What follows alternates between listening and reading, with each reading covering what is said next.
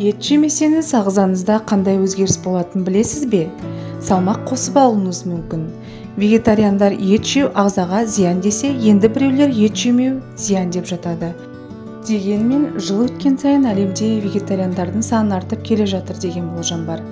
Ет жемейтін адамның ағзасында қандай өзгерістер орын алады? Егер ет болмаса, бұрынғыдай белсенді қимылдап, бұлшық еттеріңіздің тонусы жоғары бола ма? Дәл осындай сұрақтарға жауап іздеп, бүгінгі тақырыпты ашуға тырысамыз. Сіздің де ойыңызды осындай сұрақтар мазалап жүрген болса, төмендегі кеңестерді оқып шығыңыз. Ет жемеудің пайдасы қандай? Өсімдіктер ағзаны ет сияқты былғамайды. Керісінше, кейбірі ағзаны тазалайды. Қандағы холестерин мөлшері айтарлықтай төмендейді. Ағзаға еттің тез бұзылмауы үшін қосылатын зиянды консерванттар азырақ түседі. Етті азайтсаңыз, несеп тас ауруына, асқазан ішек қатерлі ісігіне шалдығу қаупі азаяды.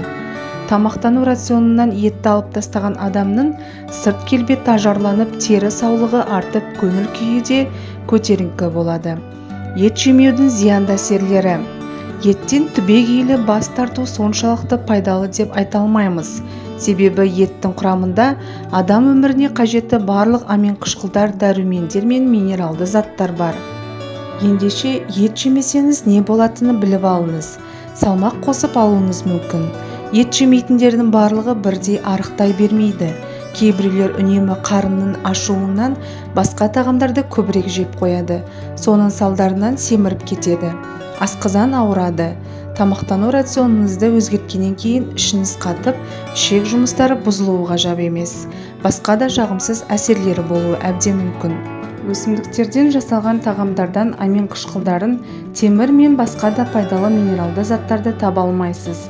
Мұндай заттардың жетіспеуі иммундық жүйе жұмысының нашарлауына, жүрек-қан тамыр жүйесінің бұзылуына, көздің көруі нашарлауына, сондай-ақ ми жұмысына айтарлықтай кері әсер етеді. Сонымен қатар, ет жемеген адам әлсіз әрі тез шаршаңқы келеді.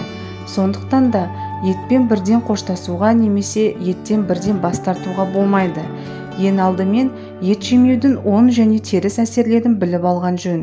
Вегетариандар мен ет жейтін жандарға бәрінен бұрын керегі тек тамақтану ғана емес.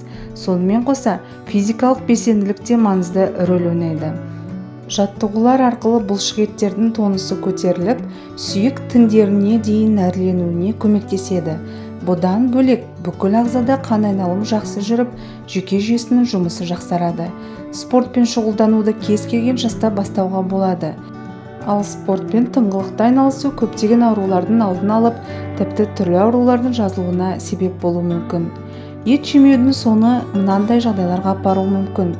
Шамамен 6 айдан соң шаш түсу, терінің құрғауы, тырнақтың сынғыштығы байқалады. Қан аздықтың да белгілері білініп, әлсіздік, тез шаршау сіз үшін қалыпты жағдайға айналады. Дәрігерлер толықтай еттен бас тартуға қарсы, бірақ та етті шектеп жеуге рұқсат береді. Кейбір зерттеулерде аптасына 1-2 рет қана ет қосып тамақтану инсульт, инфаркт, онкологиялық ауруларға шалдығудың алдын алады екен. Осымен достар, бүгінгі видеомыз өз соңына жетті. Видеоңызды жақындарыңызбен бөлісе отырып, арнаға тіркеліп, лайк басуды ұмытпаңыз. Келесі видеода кездескенше сау саламатта болайық.